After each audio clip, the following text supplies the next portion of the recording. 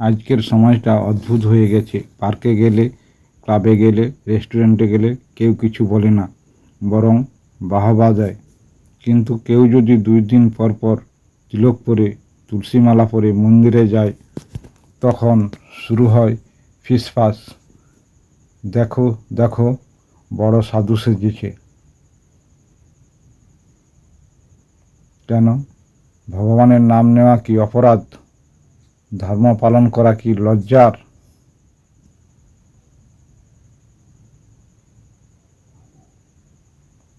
ভগবদ্গীতা 9:14 এ বলা হয়েছে,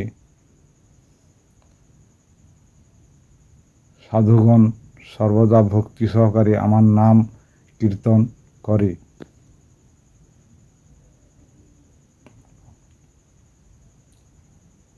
তাহলে যারা ভক্তি করছে তারা ভুল নয়, ভুল হচ্ছে আমাদের দৃষ্টিভঙ্গি।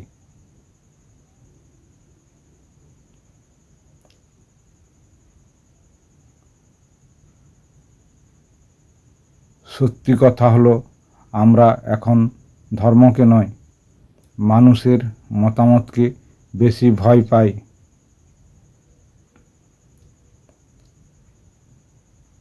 তাই মন্দিরে যাওয়ার আগে ভাবি, লোক কি বলবে।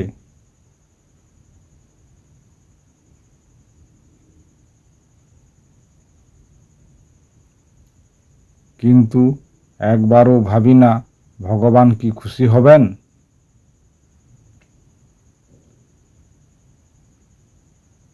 সমাজ বদলাতে হলে আগে নিজের চিন্তা বদলাতে হবে।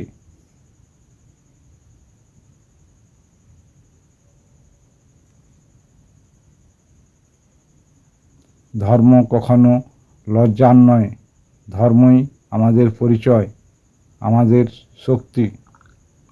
লোকের কথাই নয়, ভগবানের পথে চলাই সত্যিকারের সাহস।